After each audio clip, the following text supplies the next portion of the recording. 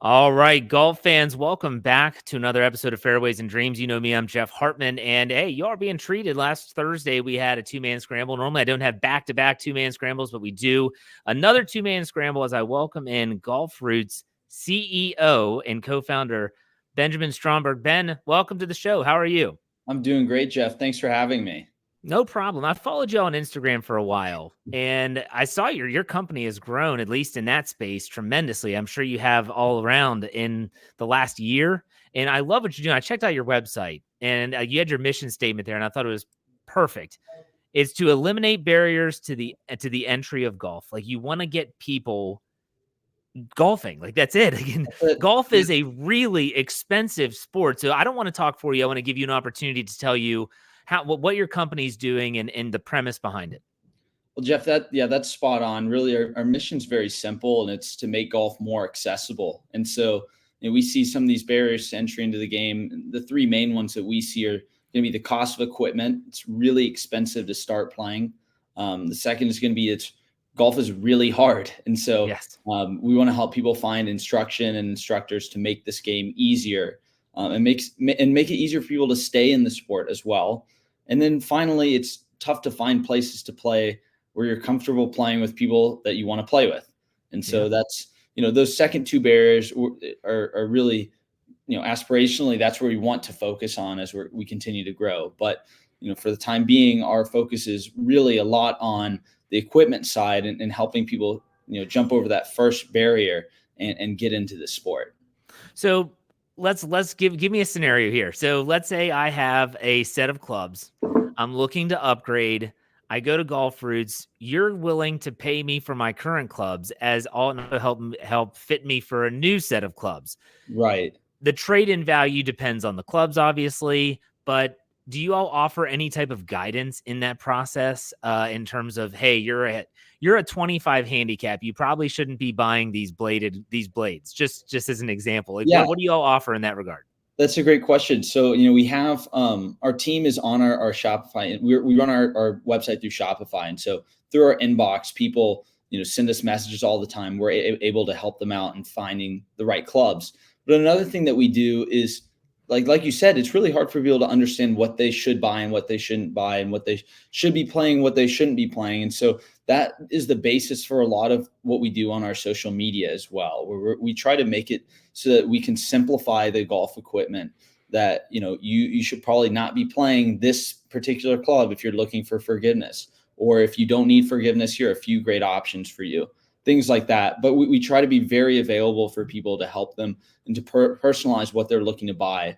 Our email is readily available. Our inbox is available. People send us DMs on Instagram and TikTok and Facebook all the time, because it's daunting to pick Yes. out equipment, and we want to be there to help them with it. But that is the basis of what most of our social is on, is trying to make that part kind of demystify golf equipment, if that makes sense. Yeah, daunting is the right word, because if someone's getting into the game, or maybe they're done with the beginner set and they want to actually get a good set of golf clubs, that's an investment, and they don't want to Oh yeah. waste their money, and they don't want to. So I think the fact that you all give affordable options for pre-owned clubs, which some clubs, let's be honest, I know people myself that they get new clubs like every other year. So it's Yeah. not like these pre-owned clubs is like buying a 1997 Right. Ford Bronco. Like you could be getting a really nice set of golf clubs at a Absolutely. discounted price. So I do want to ask you this question, because I am curious. You're one of the co-founders of the company. What was the genesis of the company? Like what made you guys start to do this, and how did you start, and how have you grown? Yeah, so we started back in 2020, in December of 2020. I had been playing golf really actively for 3 years prior to that. I started when I was a kid and then stopped. So all I did was soccer all the time, and I had hand-me-down clubs from my grandpa. And then I reached out to my community when I wanted to upgrade, and said, "Hey, who has clubs they're looking to get rid of?" And that's where I got my clubs from. Then I went and I'd go to Golf Galaxy and buy from their used rack. I always bought used clubs. For me, I did a ton of research on equipment on the side. And so I put in a lot of time to figuring out what I needed. And most people either don't care or don't have time to do that, or not as obsessive about things as I am. And so what I realized was that it was really challenging for people to start. So I'd been selling golf clubs on Facebook Marketplace for, a few months during the pandemic. And, when December came around, I was like, this is fun. I'm going to try to get more clubs. So I went on the Nextdoor app. I went on Facebook and I said, hey, who has got golf clubs sitting in their garage? And so I went and I consigned people's old clubs and I sold them, and I would package them into full sets for people on Facebook Marketplace. So Jake, my co-founder, was someone that I tried to sell clubs to. He was not particularly interested in playing golf, but he was very interested in the business itself. And so the business was formed around this idea of packaging full sets for people and curating full sets to make it so simple for people to start playing, and to make it so that people didn't have to know every single thing about golf equipment to start. And that's really been the basis of all of our growth too. Looking at the full sets and our Just the Roots starter sets, these are really what make us unique in this space. Because if you think about it, why would anyone innately know what a hybrid is? Yeah. Or even an iron set? Like those things are not like, oh, of course, a hybrid, that's between an iron and a wood, right? Yeah. That just doesn't necessarily make sense. And so it becomes way too hard for people to play. But that's the genesis of the idea, is that, can we make it so that golf is not only affordable, because let's face it, use is the best way to go, but also accessible on the knowledge front, where we can serve as guides to people and help them get into that. Yeah, because I'll give you an example. If I were to go to my wife and say, could you tell me the difference between a driving iron, a wood, and a hybrid? She would look at me like I'm insane. Like I've been golfing my whole life, but she just doesn't care. So she's like, I don't know, what the hell's the difference? It doesn't. Right. So there is a lot of, and then you get into like the different types of shaft in the golf club, whether it's graphite, whether it's a stiff shaft, regular shaft. My dad just went to senior graphite shafts, and it works for him, but for the person that doesn't really know, daunting might be an understatement in that regard. Yeah, you might as well just throw random language up on a screen, say, hey, read this, and if you can read it, you can come inside the door. That's basically what golf clubs do to the game, right? If you don't know what to buy, you're going to go buy a pretty crappy box set of clubs, or you're just not going to play at all. And either way, that's not a great solution to bringing people into the game. Or they go to Dick's Sporting Goods. There's nothing wrong with Dick's Sporting Goods, but they get talked into buying a brand new set of clubs that are not really for them. Like, I'm a 20 handicap. I only play like once a month with my buddies on the weekend.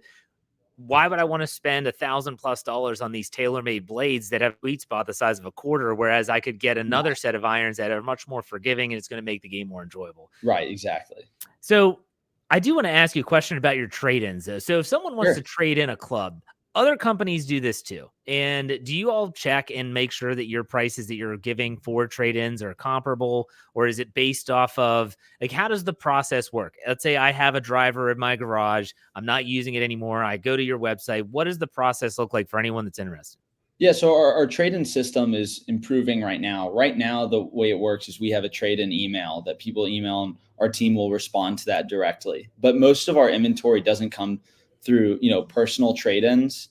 I would say that, for us as well, we recognize that especially as people who started out by selling clubs on Facebook Marketplace, you can get way more money selling these clubs on your own than you could ever get by trading them in with us. And we absolutely do not want people to think otherwise, right? We want to make sure that they know that there's other options out there. But if they want to trade in with clubs or trade in their clubs with us, our values are very comparable to the competition. But if I were trading in clubs, I would probably go sell them on my own and then come and buy clubs from GolfRoots.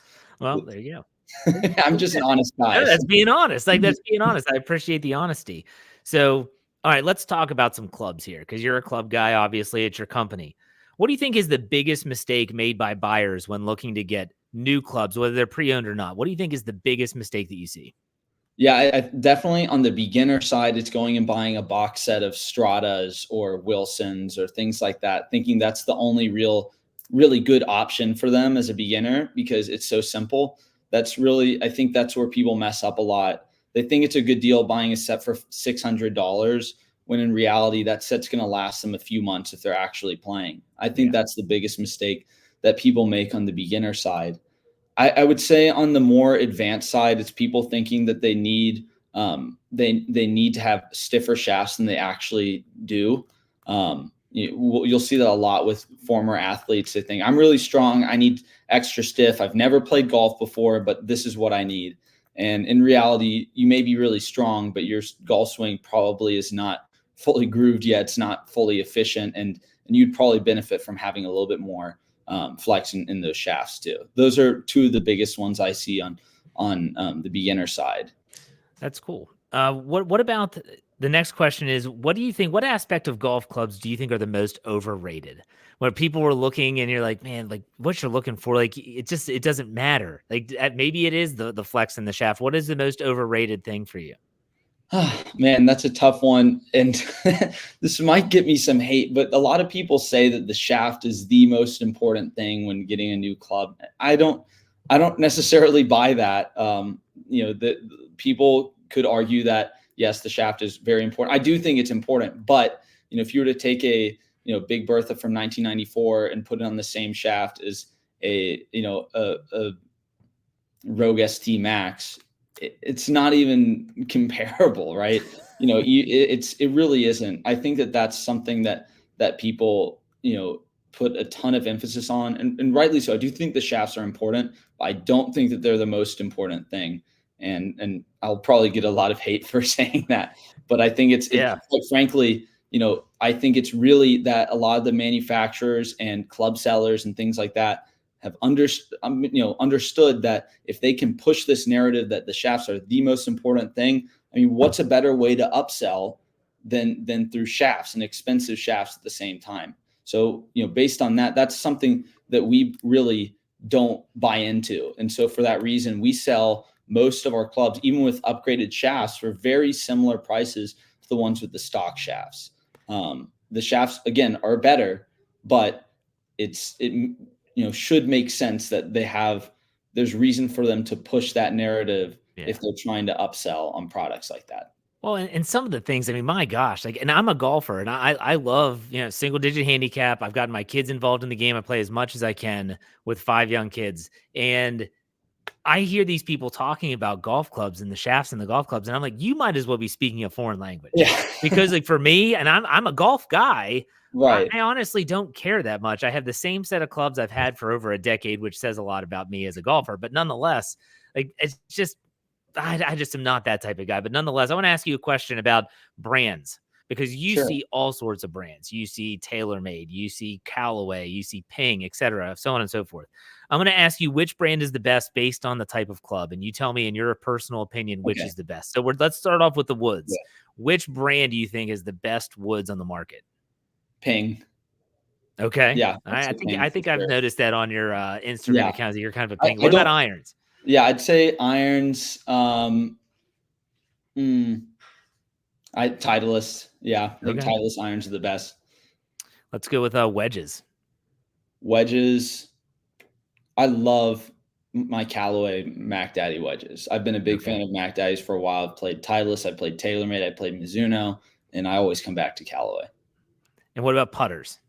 Scotty Cameron. Scotty Cameron. I mean, no one markets better than Scotty, and I just love the way they look, and it's nice to have one in the bag. So it's the way they feel too when you get them. Yeah. Like I've never had one myself because I never can justify go on GolfRoots.com. We'll get you set up with one. But it's like they putt themselves. Like those little 4-footers, you're like, oh my gosh, it's like it's just moving itself. Especially the old school ones. I've got an old school like Studio Stainless 2.5, and it's just like it's butter. It's so good. I'm keeping that in the bag forever. What do you think? This might be interesting.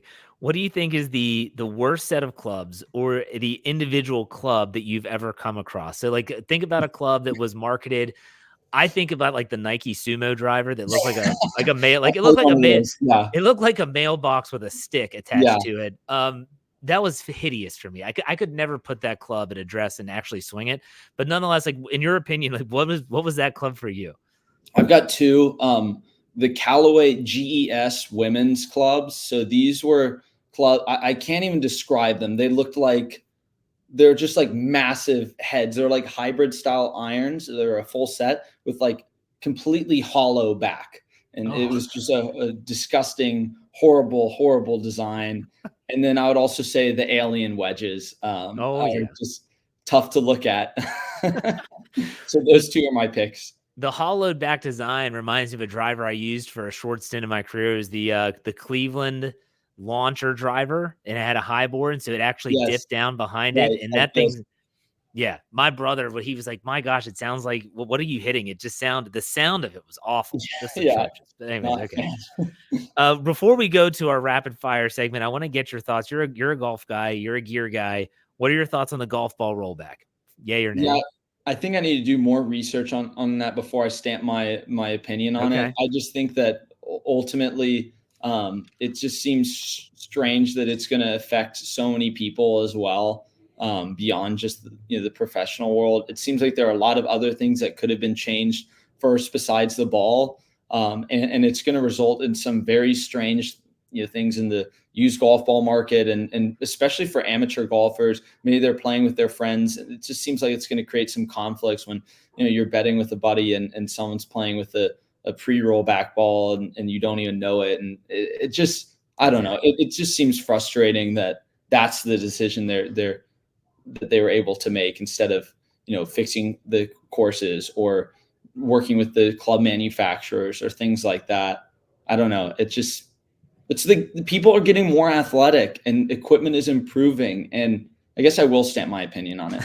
Um, it's just, people are getting better, right? Like, Yeah. that's just the way it is. They're not going to make football fields longer just because people can throw further or run faster, and because strength training is more effective than it was previously. I just think that's a pretty strange reaction to people getting better at a sport that you want people to be excited about.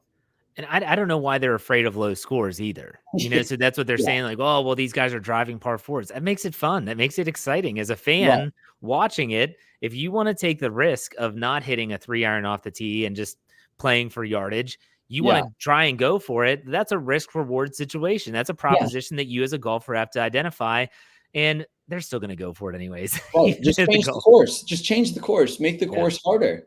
Exactly, Right? exactly. That's true. All right, so I always have my guests on. I have a rapid fire segment, and this is where I just ask you some random golf questions. You are a golfer. Do you have an index? What is your handicap before we get started? I haven't been able to play enough this year, serious rounds where I'm keeping index, but I'm around like a 5 or 6 right now. Fair enough. Very good. All right, you ready for this rapid fire? Yes, sir. All right. If you had to choose to ride or walk, what are you doing? Depends on the course, but I'm walking most of the time. Man, that's a lot of walkers. I love it. I'm a hoof for myself. All right, what about music on the golf course? Yay or nay? I don't listen to music myself, but I have no issues at all with other people listening to music. Okay. All right. If you had a choice, if you're creating a playlist, what are you putting on there? Some Tom Petty and the Eagles, probably. Oh, classic rock. Love it. Mhm. All right. Spring or fall golf? Which one are you choosing? Ooh, definitely spring. I hate fall golf with all the leaves and stuff. It's, especially if you're spraying drives, Yeah. makes it tough to find them. Fair enough. That's very good. What about your favorite team format in the game? What is your favorite? Shamble. I like to play out my own ball, but it's nice to deal with, or to get a better drive. When you hit one out in the trees. So I Yeah. like that format a lot. I feel like that's an underrated format in team golf. Everyone thinks Absolutely. scramble, alternate shot, two-man best ball. No one really leans. You don't see people saying like, "Hey, we're doing a charity shamble." Like it's Yeah, always a I scramble. think shambles are great because also, like, people, you get to play like real golf, Yep. and but also speeds up the pace of play a little bit, where you don't have to necessarily, you have one person like 100 yards back or someone in the trees hitting from there. It makes it a lot simpler. I think it's a great format to do with someone who's wanting to get their first round of golf in, Yeah. and maybe they're a newer golfer and you're a more experienced one. Like, that sets them up in a much better spot, if they don't want to scramble. I feel like there's a shirt design in there somewhere. It just says "Bring back the shamble." There we You go. I know. like that. All right, so you are a golfer. You're single. If you played enough, you'd be a single-digit Uh, handicap. What's in the bag? So I'm curious what your clubs are since you do this for a yeah. living. What's in the bag? Yeah. So some of the stuff in my bag is kind of surprising because it's a little older, but I've got a Callaway Maverick Sub-Zero driver in the bag with a Ventus black shaft. I've got a Callaway Maverick Sub-Zero 3+ wood. So it's a 13.5 degree wood. I need to get a new driving iron in there. So I have nothing in that gap right now. But then I play Callaway Apex Pro combo set. So the 4-iron to 7-iron are Apexes, and 8-iron to pitching wedge are Apex Pros. And then in my wedges, I've got Tour Callaway Mac Daddy 4 raw wedges. So I've got a 50, 54, and then I alternate between a 58 and a 60, just depending on where I'm playing. But I love the way those look, and they feel fantastic. Yeah. And then I've got a Scotty Cameron Studio Stainless 2.5, just classic Scotty. I love it. Yeah. There you go. That sounds like a nice bag. Yeah, it's the Black Pearl edition. Oh, and I've got GolfRoots head covers as well. Next question: will Tiger ever win again on tour? Yes, absolutely. Yeah, okay. I'm feeling it. I think there's going to be a win this year. Wow. Okay. Yeah. He looks good. He doesn't look great, but I think there could be a win close to the end of the year. We'll see. End of the season, I should say. We'll see. What is in your opinion? What's the worst rule in golf? Oh boy, that's a tough question. I'd say the worst rule in golf is I feel like, for like not professional play, if you hit a ball out of bounds, you should just be able to drop from there and take a penalty if it's not a penalty area. Like going back to the tee and re-teeing is one of the stupidest things, I feel. That's what I always said. Yeah. I always said that. Get rid of the white stakes. Everything's a red hazard. So if you go into the hazard, you go to the no closer to the hole, drop it. Let's get on with our lives. Yeah, it just takes so long, and it's just stupid. And most people don't even understand the rules as well. And so, you get someone in like a real tournament, and they don't know what's happening because of that. It's like, just make things simple. Let's just keep it going.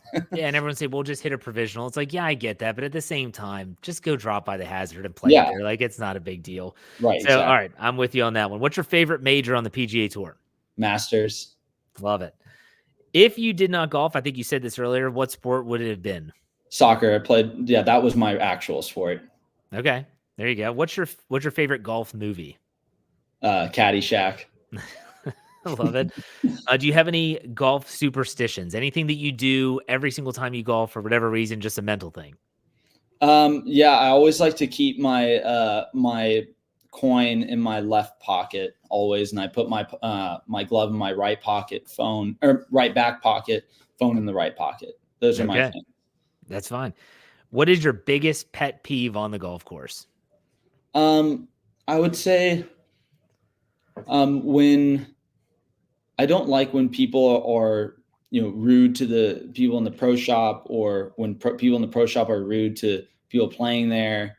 I think everyone's there to have a good time, play golf, or do their job and work. So I think just having respect for everyone who works I think mainly it's going from people who are playing at a golf course to the people who are working there rather than the other way around. So I think having respect for people who are maintaining and operating these courses that we have the privilege of playing, that's something that I would like to see improved, because those people work so hard. They do, absolutely, and respecting the golf course in general, Exactly. and that's I love it. Divots, stuff like that. Yep, ball marks. Those are my pet peeves. Last question: baseball players get to choose their walk-up music. So if you were able to choose a song that you get to walk up to a one tee box and you get to blare it, and it's going to get you all amped up and ready to roll, what is it? Oh, that's a tough one. Oh man.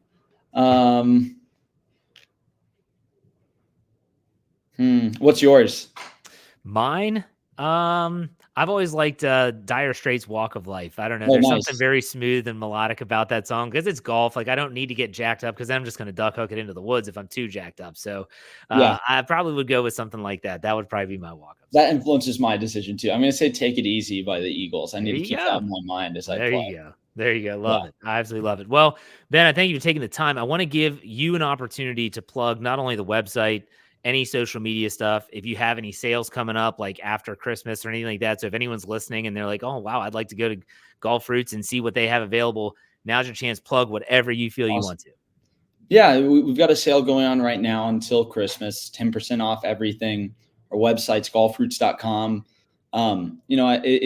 If you are interested in seeing how this game is becoming more accessible, I would suggest following us on social media. We're doing a lot of things beyond just the equipment side as well in the coming year, and focusing on some of those other barriers to entry, making it so that it's easy for people to get in and stay in the game. And if you have friends who are looking to start playing golf, I would encourage you to direct them towards our Just the Root set, which is the least expensive starter set in the entire golf industry. So those are my plugs.